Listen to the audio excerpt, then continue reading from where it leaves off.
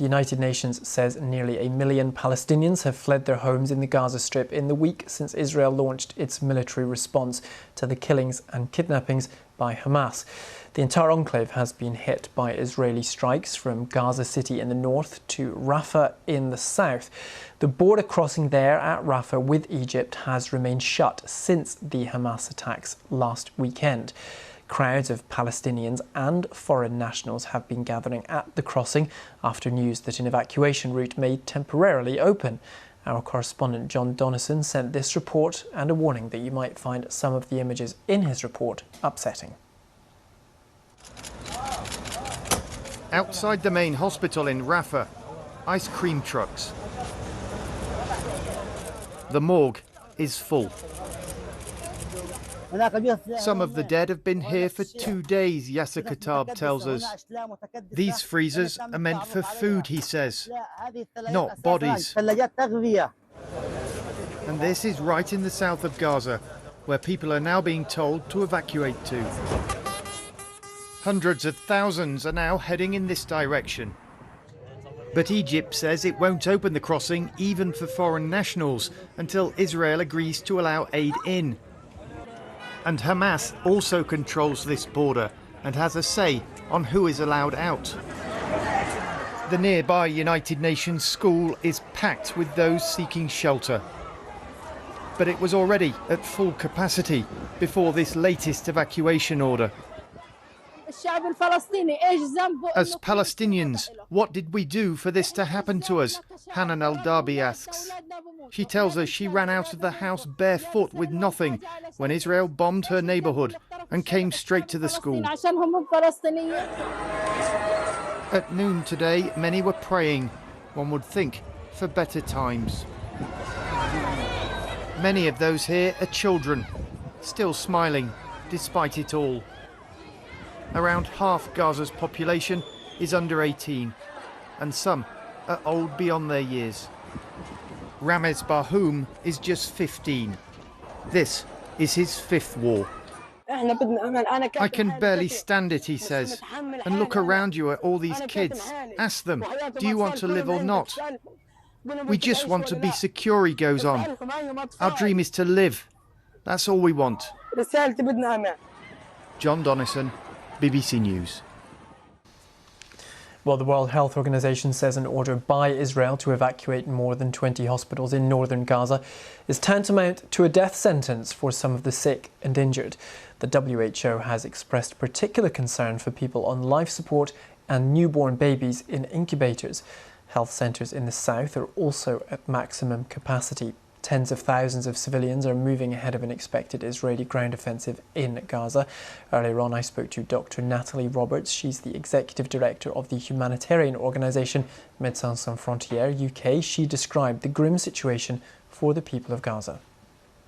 It is, as you've described just now, pretty catastrophic. I mean, we've had a week of relentless bombing, so thousands and thousands of bombs dropping down on a very small piece of land in the north and the south of Gaza. So producing many dead, but many more wounded.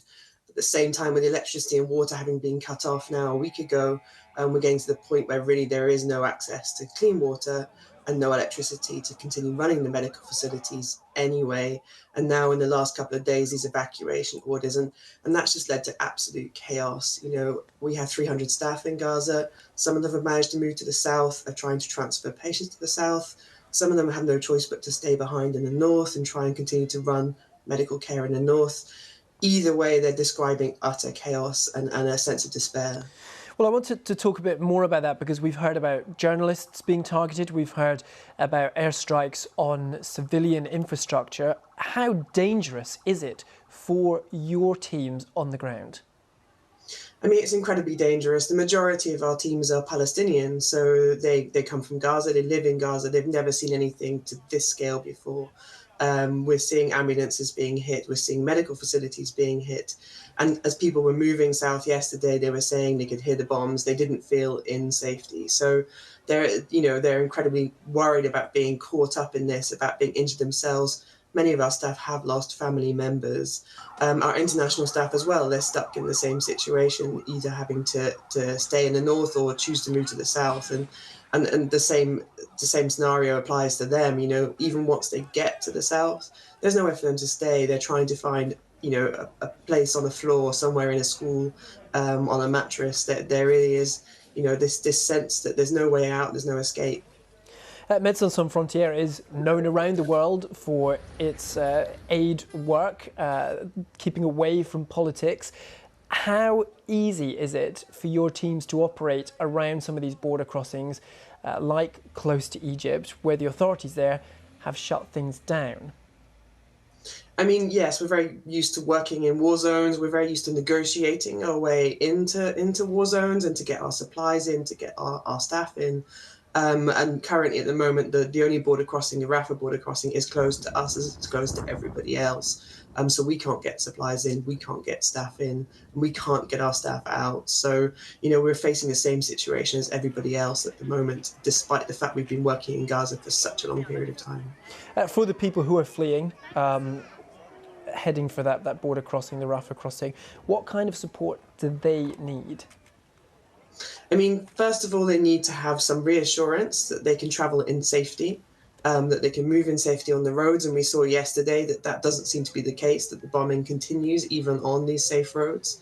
We need them to be reassured that once they get to the crossing, they will be allowed to cross in safety, that they'll be met with some sort of welcome, and with humanitarian aid if they manage to enter Egypt, for example, and also a reassurance that people can return home.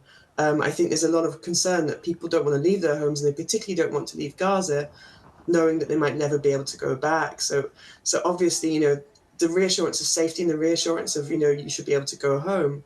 At the same time, if people have chosen to stay at home and people have chosen to stay working in the hospitals in Gaza City, for example, you know, they're terrified that now that means that they're labeled as a target. And there needs to be reassurance that hospitals will still be protected, that medical care will still be protected, even if people have stayed in the north of Gaza. That was Dr. Natalie Roberts from Médecins Sans Frontières. Well, the US has ordered a second aircraft carrier group to the eastern Mediterranean. According to American officials, the USS Eisenhower is part of American efforts to deter hostile actions against Israel or any efforts towards widening the war.